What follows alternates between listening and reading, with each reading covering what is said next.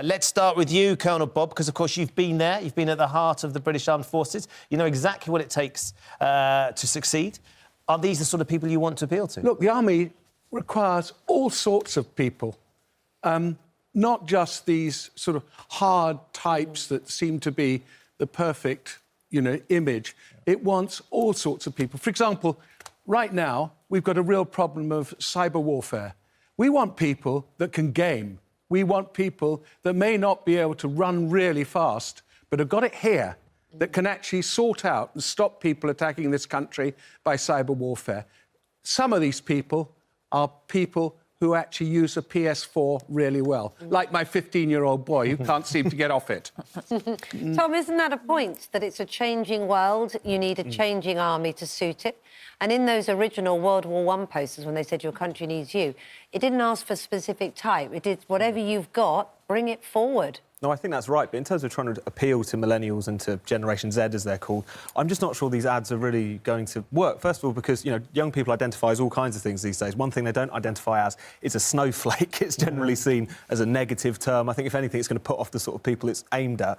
But secondly, I think that the Army, to people of all kinds, tended to appeal to certain values of courage and of valour and a sense of... It still does, and of sense of self-improvement. Just because you're actually on PS4 doesn't mean you haven't got courage.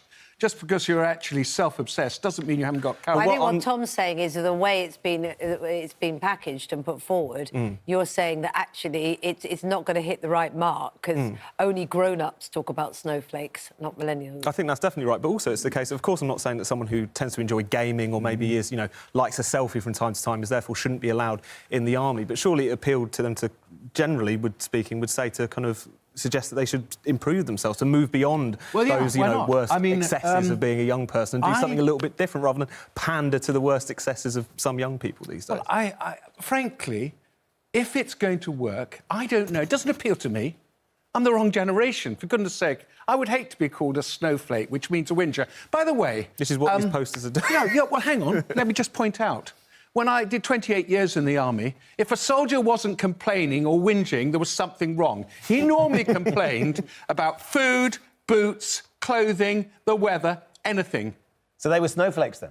Yeah, they were snowflakes. Snowflakes are in the Army already, so let's actually be quite clear on it. But the point is, those snowflakes, when the going gets tough, they get going. Let's use a phrase like that. They are fine. Let's actually get the best we can, and the best also includes people that you might not necessarily always think will be the best recruits. Is there something about it that's changed that you sort of both have talked about, really, that in the past, with that finger-pointing, there was a sense of you're doing your duty, we're calling on your sense of duty.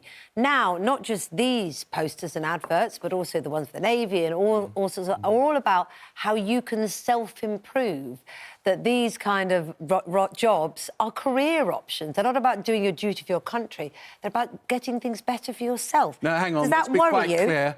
You are doing your duty for your country.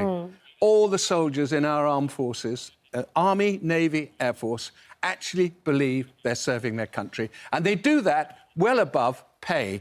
That is the minor by comparison. Tom, what would have been the best approach to try and appeal to the generation that these adverts are appealing to, do you think, rather than annoy them and upset them?